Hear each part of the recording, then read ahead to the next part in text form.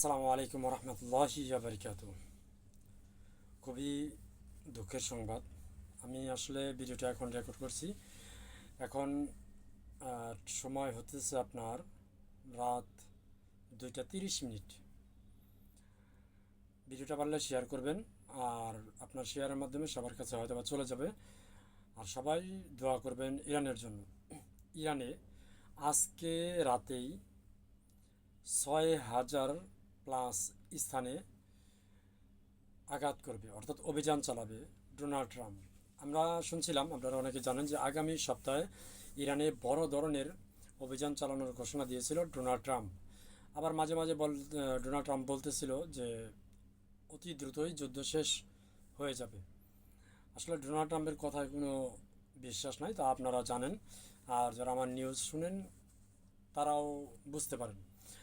তো যাই হোক, 6,000 স্থানের মধ্যে আছে আপনার ইরানের সবচেয়ে গুরুত্বপূর্ণ যে ব্যক্তিরা, যেমন কমান্ডার, মানে বিভিন্ন সেক্টরের যে গুরুত্বপূর্ণ ব্যক্তিরা আছে তারা টার্গেটেড। বিভিন্ন গুরুত্বপূর্ণ স্থান, গুরুত্বপূর্ণ ভবন, ইভেন জ্বালানি খাত, সব কিছু মিলিয়ে তেহরান সহ 6,000+ স্থানে আজকে রাতেই বড় ধরনের অভিযান চালানোর ঘোষণা দিয়েছে যুক্তরাষ্ট্র।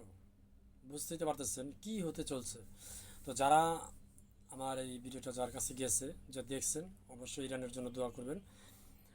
আসলে দেখেন, এখানে শিয়া সুন্নি ভেদাভেদ এখন এগুলা করার সময় না, সময় একটাই, দোয়া করার। অনেকেই হয়তো বা বলতে পারেন যে তুই তো শিয়া না, তাহলে ওদের জন্য কেন দোয়া করছিস? ভাই দেখেন, যুক্তরাষ্ট্র বলেন, ফ্রান্স বলেন, বা যুক্তরাজ্য বলেন, তারা কিন্তু এই শিয়া শিয়া সুন্নি ভেদাভেদ করে না। তারা ভেদাভেদ করে কি? মুসলিম রাষ্ট্র। তো মুসলিম রাষ্ট্রকে বড় হতে দেওয়া যাবে না, তাদের টার্গেটেড একটা। তো এখানে আসলে শিয়া সুন্নি ভেদাভেদ কইরেন না, বাকিটা আপনার ইচ্ছা। তো ইভেন কি সর্বোচ্চ নেতা বর্তমান যিনি দায়িত্ব নিচ্ছেন তাকেও টার্গেট করা আছে আজকে এই অভিযানে। তাকেও টার্গেট আছে, তাকেও টার্গেট করেছে। ইভেন গত 2 দিন আগে তাকেও কিন্তু টার্গেট করে মিসাইল মেরেছিল, বাট তিনি বেঁচে গেছেন। ইভেন গুরুতর আহত হয়েছিলেন, আপনারা অনেকে জানেন। তো ইরানের জন্য সবাই দোয়া করবেন। আসলে এই সংবাদটা শুনে মানে খুবই মন খারাপ হয়ে গেল, যার কারণে এই ভিডিওটা করতে বাধ্য হলাম। তো ভালো থাকবেন, আল্লাহ তাআলা ইরানকে হেফাজত করুক, আমিন। আসসালামু আলাইকুম ওয়া রাহমাতুল্লাহি ওয়া বারাকাতুহু।